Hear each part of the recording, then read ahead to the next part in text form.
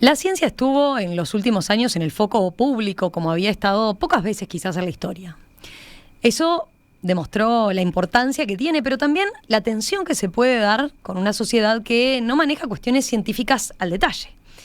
Y pasada la pandemia, eso no se termina. Los conocimientos científicos interpelan a la humanidad, al mundo industrial, a las políticas públicas y a la sociedad. De allí la creciente necesidad de compartir los progresos científicos en estos campos, así como de reconocer su impacto y aplicar sus progresos. Sin embargo, científicos, productores, emprendedores, jóvenes investigadores encargados de adoptar decisiones, medios de comunicación, a menudo carecen de espacios comunes de reflexión y de intercambio sobre estos temas que marcan la actualidad mundial. Eso es lo que dice la invitación para los próximos lunes 13 y martes 14 de marzo que hace la Embajada de Francia a lo que es la primera edición internacional sin fronteras de los encuentros capitales. Eventos que la Academia de Ciencias del Instituto de Francia viene realizando desde 2016, pero siempre dentro de ese país. Esta vez las sedes serán el Paraninfo de la Universidad de la República y el Auditorio Paz Ferreira del Sodre.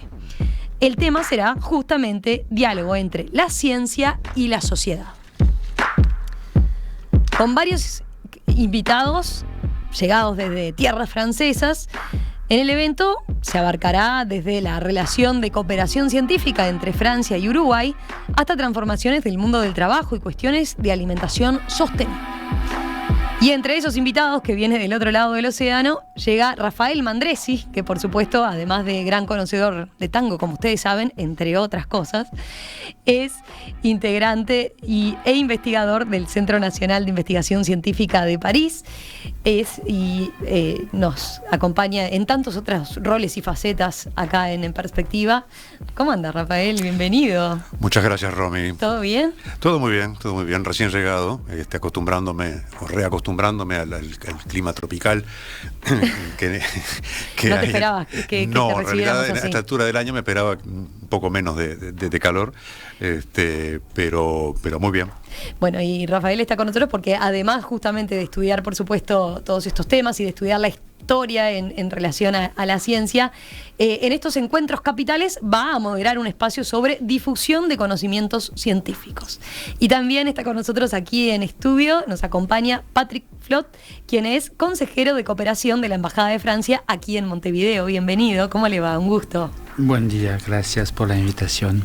Empiezo por usted. A ver, Patrick, primero, algunas preguntas generales sobre el evento. ¿Por qué se elige Montevideo para esta primera edición fuera de Francia de estos encuentros capitales? Bueno, yo pienso que no es casualidad y la presencia de un científico que comparte su vida entre Francia y Uruguay es un ejemplo significativo, pero hay muchos otros.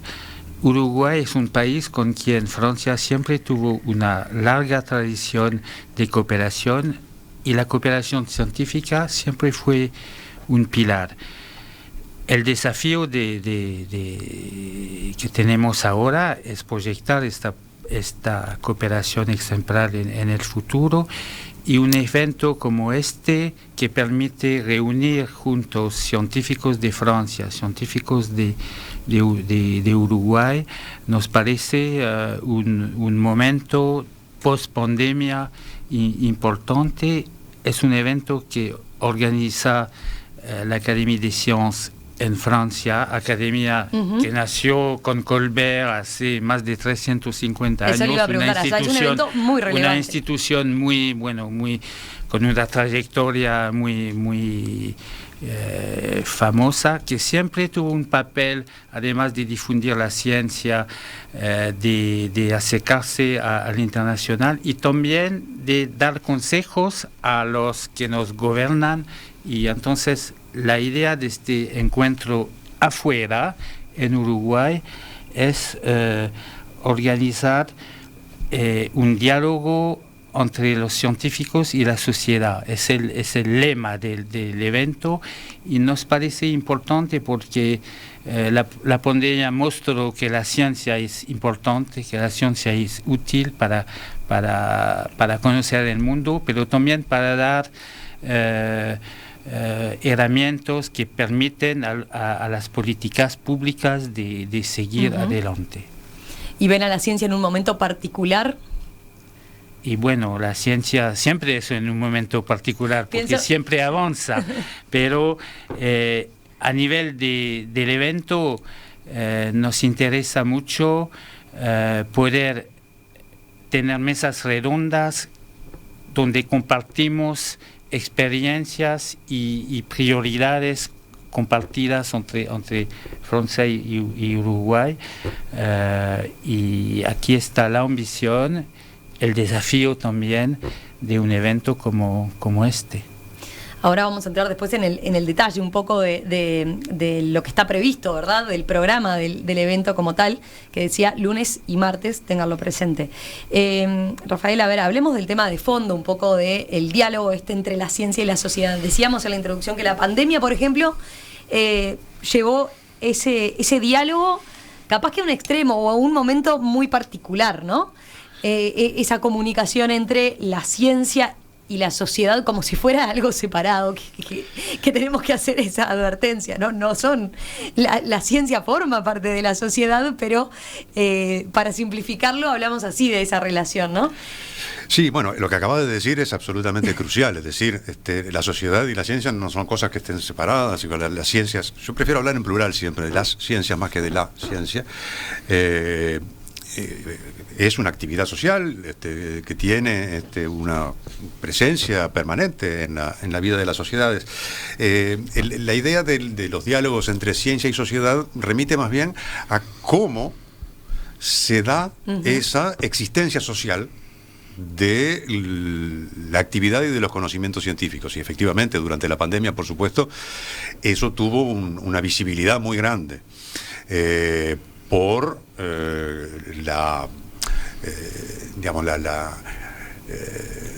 por un lado, la necesidad de esclarecer cosas, de dar algunas certidumbres, y a su vez por la necesidad de actuar. Y de actuar también de los gobiernos. Recién Patrick mencionaba la Academia de Ciencias de Francia, fundada en 1666. Es un ejemplo magnífico de un brazo de la monarquía francesa de entonces, especializado en asesorar, en actuar, en intervenir en algunos casos, y ha sido así a lo largo, por supuesto, no de la misma manera, naturalmente, que en 1666, pero ha sido así a lo largo de los últimos 350 y pico de años. Y las maneras de entender qué es y cómo se hace ciencia, naturalmente han variado muchísimo en ese largo periodo. Por otra parte, lo que es ciencia y lo que no es ciencia tampoco es exactamente lo mismo. Coincidentemente, también en Francia, en ese mismo año de 1666, se prohibió la enseñanza de la astrología en la Sorbona. Mira. Es decir, salió del campo de los saberes legítimos. Ajá.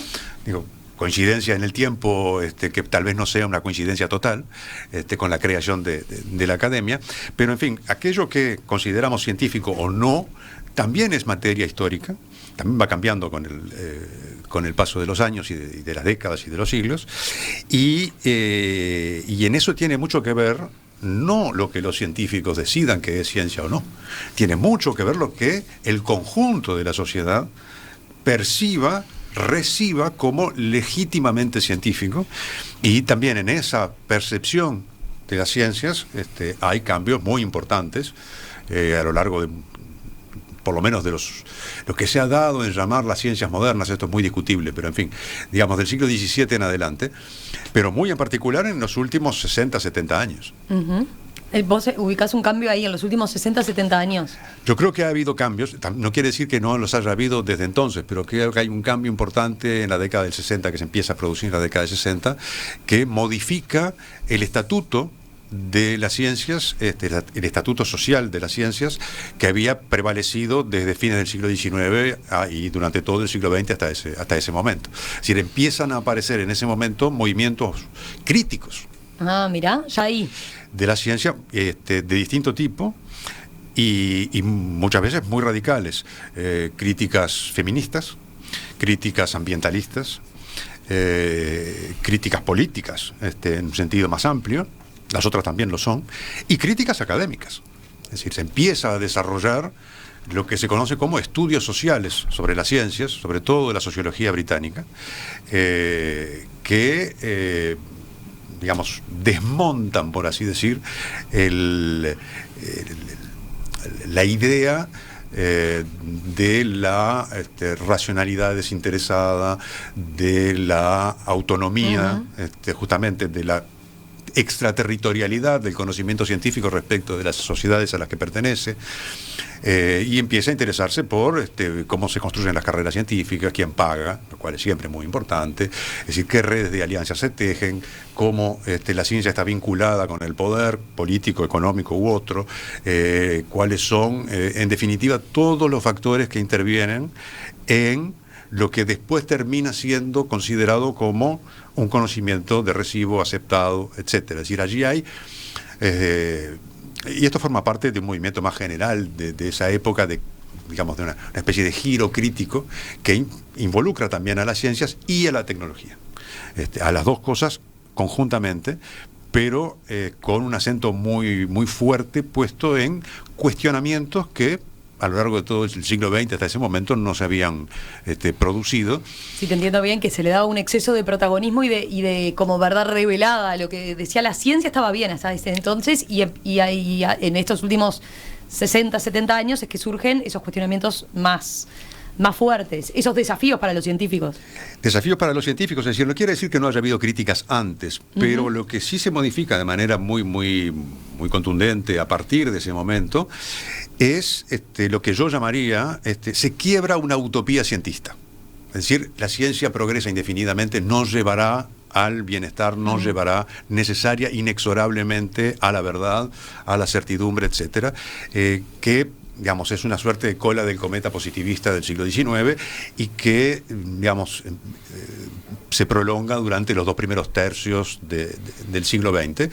La idea que no solamente los científicos, sino la sociedad y la filosofía de la ciencia, esto es muy importante, manejaban como fundamentos y, digamos, como punto de apoyo de una visión optimista.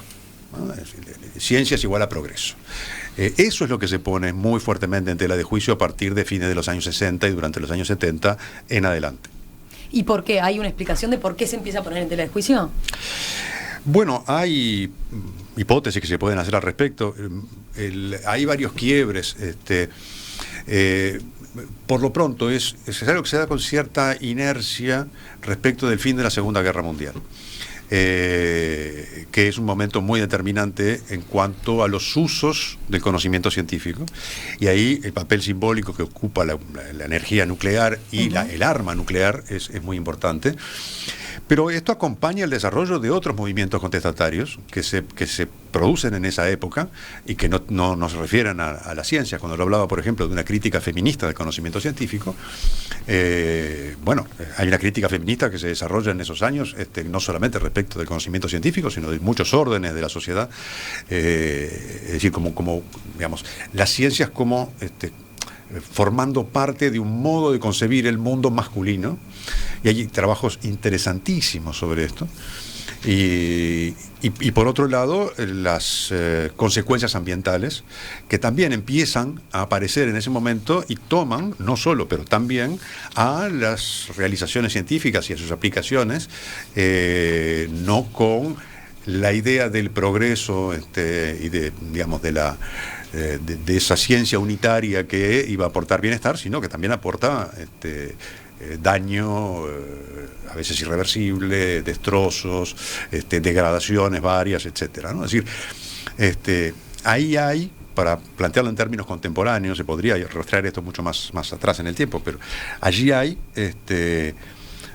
distintas modalidades de percepción de las ciencias en las sociedades, y a su vez en distintas sociedades esto se da de diferentes modos. No es lo mismo en Estados Unidos que en Francia o que en Uruguay.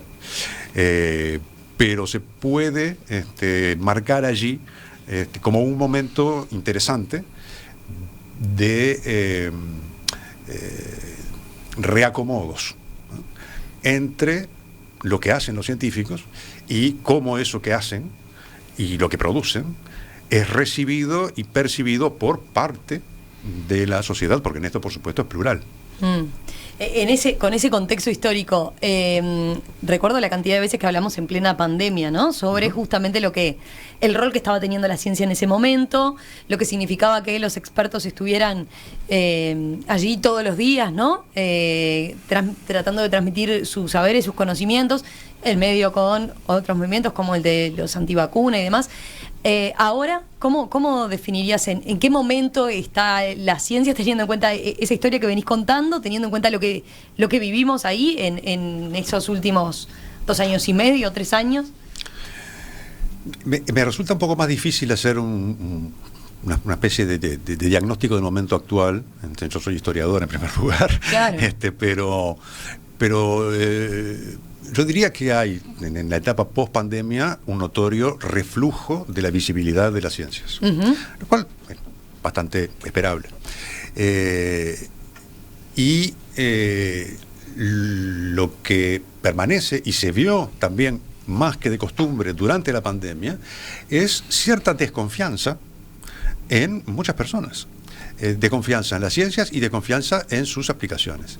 El caso de las vacunas es paradigmático al respecto. Mi impresión, pero es solo una impresión, es que las cosas están regresando como en casi todos los órdenes de la vida, al régimen prepandémico, es decir, a la vieja normalidad. Que nunca dejó de ser normalidad, que nunca hubo una nueva, de hecho. Es decir, a una rutina, y uno lo ve incluso en los medios de comunicación. Hay como una fatiga post-pandemia, una cosa así.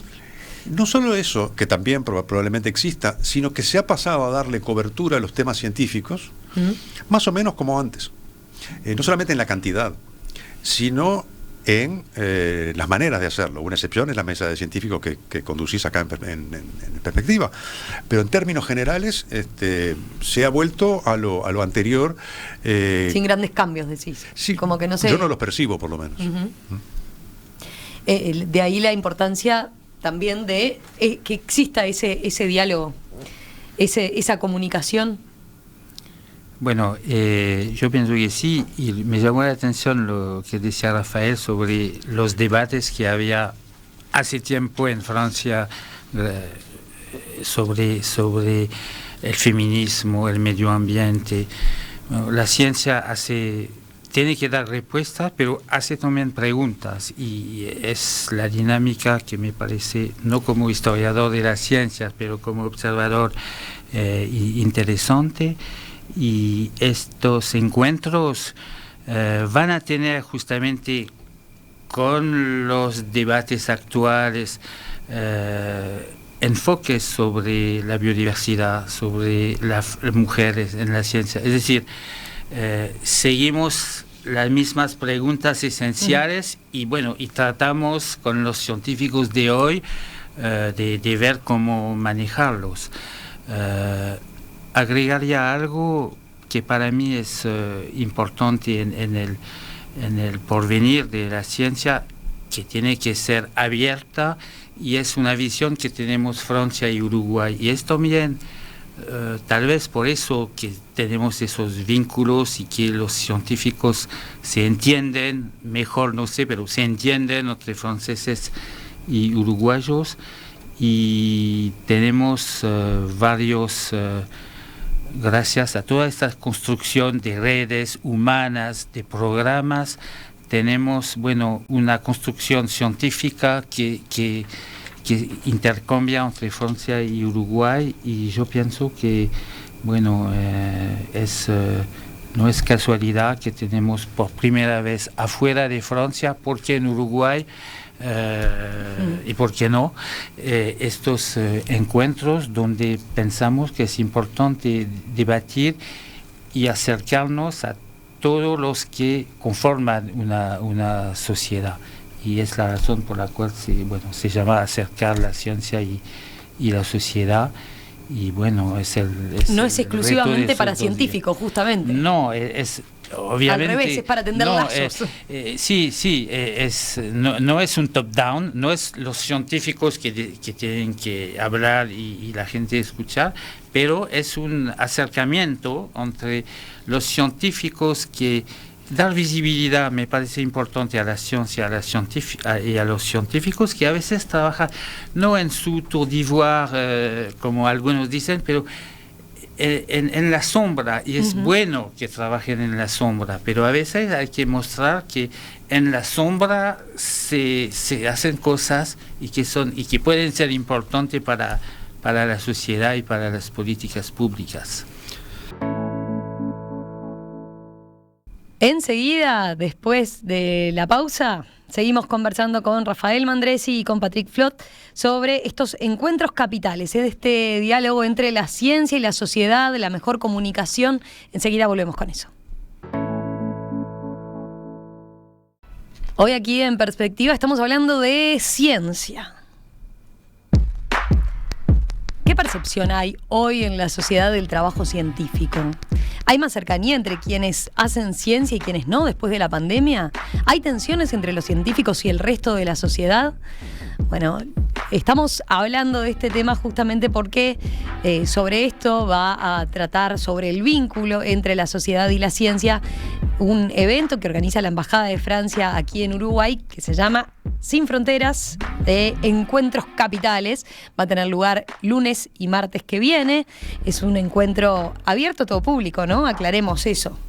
Obviamente es un evento abierto al público y abierto también al público a través de los nuevos medios para acercarse. Eso es importante, las redes sociales. Se va a poder ir físicamente allí a las dos sedes que va a tener el encuentro, el Auditorio A. Ferreira del Sodre y el Paraninfo de la Universidad de la República, pero también está esta otra forma de participar entonces, siguiéndolo por streaming. Gracias al trabajo enorme que hizo Ludelar, por ejemplo, que nos ayudó mucho en la organización logística del evento, y obviamente el MEC y todos los equipos que van a trabajar para el desarrollo fluido y del evento. Hablábamos en el bloque anterior de la relación científica, de cómo siempre estuvieron entrelazados Uruguay y Francia desde el punto de vista académico y científico en particular. Podríamos hacer un poco de historia en eso. Recién mencionaron 200 años. A ver, la gente tiene muy presente el Instituto Pasteur, ¿no? Sí, por supuesto. La instalación del Instituto Pasteur en Montevideo es un hito fundamental. No es el único, pero es probablemente hoy en día el más conocido, claro, naturalmente. Y es uno de los más recientes en la red de los Institutos Pasteur. Y yo pienso que la pandemia... de manera paradoxal, pero se puede entender, reforzó su papel, su legitimidad, su visibilidad, y también para nosotros la cooperación que tuvimos con el Instituto Pasteur. Hicimos un programa muy específico con Pasteur para la región. Yo quiero decir, por culpa de la pandemia, pero sí tenemos ahora una relación hasta más fuerte con el Instituto Pasteur, y eso me parece bueno para el futuro. Yo te preguntaba, Rafa, recién en el corte, ¿cuánto hacía vos tu relación científica con Francia? ¿Cuánto hace que empezó? No vayas a tanto número concreto, bueno, pero de larga data. Sí, es de larga data, hace 20 años. Y con distintas etapas. Tuvo una etapa anterior, pero digamos, mi etapa profesional propiamente dicha, es decir, yo vengo como parte de la delegación francesa porque profesionalmente pertenezco al mundo académico francés. De eso hace 20 años. Y que son muchos menos que los años de relaciones científicas entre Francia y Uruguay, que son, sí, aproximadamente Uruguay y el Río de la Plata, que son 200 años, por poner un número, ¿no? Es decir, recién en el corte comentábamos la importancia, por ejemplo, que tuvo la relación franco-uruguaya en el desarrollo de las estadísticas en Uruguay, a partir de mediados del siglo XIX, con un muy fuerte impulso a principios del siglo XX. La enorme cantidad de médicos uruguayos que son todas las calles del Parque Valle, por ejemplo, toda esa gente terminó sus estudios en París. Los naturalistas franceses en el Río de la Plata, en fin, por mencionar algunos ejemplos. Y es una historia que no está escrita, que no está hecha. En parte estamos intentando subsanarla con un programa de cooperación científica con colegas de la Facultad de Humanidades. Tenemos un proyecto en común de uno de los mecanismos de cooperación académica franco-uruguaya, que se llama ECOS, que permite desarrollar proyectos de 3 años, y en este caso estamos trabajando sobre las relaciones Francia-Río de la Plata en la construcción de los saberes del Estado, desde el siglo XVIII a la fecha, por eso 200 años aproximadamente. Bien. Yo quería agregar algo, escuchándolo, es interesante, dice que no está escrita, entonces ahí tenemos un historiador de las ciencias que tal vez lo va a escribir, pero es una historia que se sigue escribiendo. Los programas ECOS es un buen ejemplo. Cada año investigadores de Francia y de Uruguay en temas específicos que abarcan las ciencias sociales, las ciencias exactas, trabajan sobre esto. Tenemos programas regionales también que lo hacen a nivel del clima, a nivel de matemáticas, que es también un polo fuerte de la cooperación con Uruguay y con la región. El Centro Franco-Argentino en Buenos Aires también es un elemento importante, más a nivel de ciencias sociales. Es decir, tenemos programas, tenemos redes, tenemos proyectos que permiten nutrir esta relación antigua de 200 años, y es decir, es un camino que sigue vivo y que tenemos que valorar y valorizar, razón por la cual en los encuentros capitales vamos a presentar una exposición retrospectiva de 30 años, festejamos este año 30 años de ECOS, es decir, nuevos programas, no 200 años, pero 30, pero que trazan un camino a largo plazo para la relación institucional y humana entre la ciencia de Francia y de Uruguay, los científicos de Francia y de Uruguay. Hablemos, si les parece, un poco de el programa mismo, ¿no? De los temas que se van a tocar. Rafa, vos te toca moderar una mesa justamente sobre difusión de los conocimientos científicos, allí con representantes del Clemente Estable, de la Facultad de Ingeniería, de la Facultad de Medicina y también de la Academia de Ciencias de Ultramar francesa, ¿no? Sí, es la segunda de las mesas del martes, después de una dedicada a mujeres en la ciencia.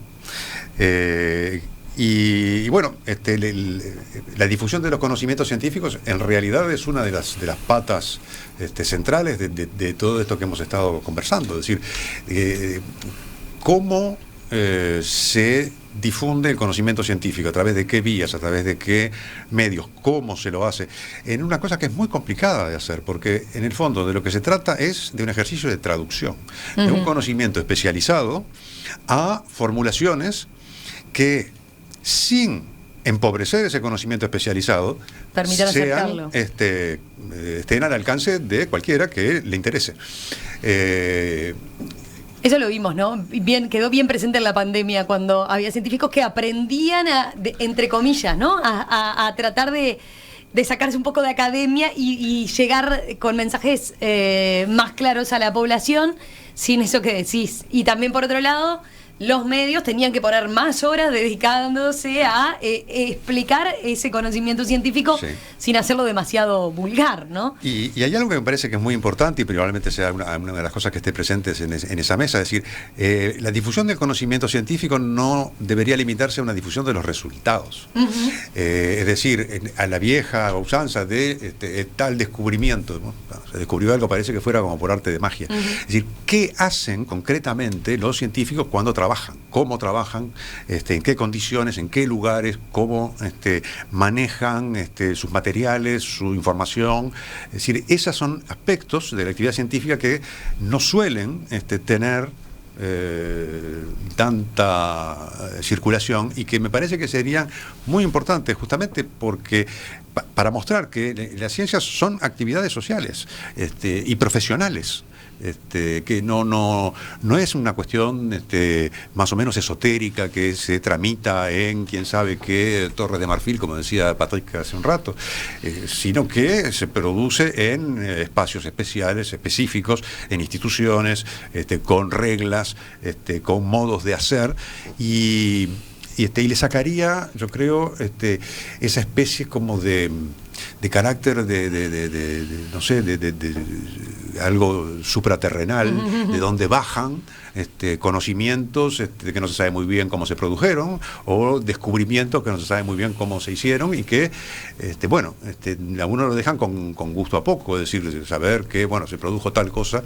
Y además creo yo que sería importante también para distinguir mejor, no digo más, pero mejor, las ciencias y la tecnología, que muchas veces van en un mismo paquete, cuando en realidad, sí, por supuesto que hay relaciones entre una cosa y la otra, pero la idea según la cual la tecnología es la ciencia aplicada es muy discutible, entre otras cosas porque muchas veces la tecnología anticipa el conocimiento científico. Es decir, yo pongo siempre este ejemplo. La máquina de vapor no necesitó las leyes de la termodinámica, vinieron después, y gracias a la máquina de vapor, en buena medida. O sea que ahí también hay cosas más complicadas, pero a su vez más interesantes, que ciertos esquemas que suelen ser demasiado, para mi gusto por lo menos, demasiado reductores de la riqueza del trabajo científico y de cómo eso irriga una enorme cantidad de actividades sociales que van mucho más allá de los usos de la tecnología disponible o de las soluciones que la ciencia puede aportar para tal o cual problema. Va más allá de todo eso, y digamos, estos encuentros sirven, creo yo, también para enriquecer la visión que podemos tener todos de qué es, cómo se hace y qué representan las ciencias y sus profesionales en una sociedad. Estaba mirando acá el programa, entonces dijimos, esa mesa redonda es el martes de mañana es la segunda, antes está la mesa redonda Mujeres en la Ciencia, que ya lo mencionaban. El lunes, el primer día, es más de conferencias, ¿no? Bueno, el primer día hay obviamente una apertura protocolar con las autoridades que ayudaron a construir este proyecto, y conferencia magistral, incluyendo la de Catherine Bréchignac, que en Francia es una destacada personalidad científica que también tuvo la conducción del CNRS, donde trabaja Rafael, es decir, una persona científica destacada por su trayectoria global. Y entonces sí, es esto. Y yo quiero destacar también el final del evento, donde tuvimos la idea simbólicamente de decir hay que subrayar la importancia de la transmisión y de la capacidad de dialogar entre generaciones, y por eso invitamos a Enrique Iglesias. Yo no sé si es un sabio, pero tiene una trayectoria reconocida, dialogar con jóvenes investigadores de Uruguay, y bueno, esto para abrir al futuro el evento. Y yo quisiera, para finalizar, en lo que me concierne, subrayar también, me acuerdo, y lo hablamos antes, cuando empezamos a trabajar este evento, 2020, y el 13 de marzo de 2020, con Fernanda Mora, que venía de franco-uruguaya también, que venía de Francia para presentar el proyecto a las autoridades de la UDELAR, del MEC. Yo me veo el 13 de marzo de mañana en la oficina del ministro, que nos dijo, este evento me interesa y le vamos a dar el interés ministerial y bueno, y lo vamos a construir. De tal de pandemia, Uruguay se cierra, tuvimos que poner en pausa, pero con varias fechas tentativas quedó la voluntad de todos y ahora estamos, ahora en 2 días empieza. Y seguro se hizo más pertinente, más interesante por todo lo que nos pasó, ¿no? Probablemente. Es otro evento distinto. Probablemente. El que habíamos planificado antes, ¿no? Bueno, muy bien. Así que les comento algún otro panel por las dudas. Va a estar el programa en nuestro sitio web junto con la entrevista. Bueno, cómo avanzar hacia una agricultura y una alimentación sostenible, preservando la biodiversidad para las futuras generaciones, la transformación del trabajo en el siglo XXI. Hay, ya saben, varios paneles bien interesantes. Ahí tienen después entonces todo el detalle que lo van a poder ver en nuestra web. Rafa, y vinculado con esto, y aprovechando la oportunidad que me brinda Radio Mundo, paso un aviso. Durante 2021, es decir, en tiempos todavía de pandemia, estando yo aquí en Montevideo con mi colega y amiga Vania Marcarián, organizamos una serie de seminarios virtuales con participación de colegas de América Latina, de Estados Unidos, de Europa, etcétera, sobre políticas de la ciencia con un enfoque histórico, y de allí, de esa serie de seminarios del 2021, surgió un libro que vamos a presentar el 16, o sea, el jueves de la semana que viene, en la Sala Mayolo de la Universidad de la República, con el rector de la universidad, Rodrigo Arim, y el querido y excelente colega José Rila, que ambos, con la generosidad que se les conoce, aceptaron dar cuenta de la publicación de este libro, cuyo título es Políticas de la Ciencia. Buenísimo. ¿A qué hora? ¿El jueves? A las 6 de la tarde. 6 de la tarde. Bueno, perfecto. Dejamos el detalle también ahí entonces. Patrick Flot, consejero de cooperación de la Embajada de Francia. Rafael Mandresi, historiador, escritor, doctor en filosofía, investigador en el Centro Nacional de Investigación Científica de París. Gracias, amigo de la casa de Radio Mundo, con varios roles. Gracias, Rafa, como siempre, un placer. Por favor, gracias a vos, Romy. Merci, gracias. Un gusto y bueno, éxitos entonces en el evento de lunes y martes. Muchas gracias.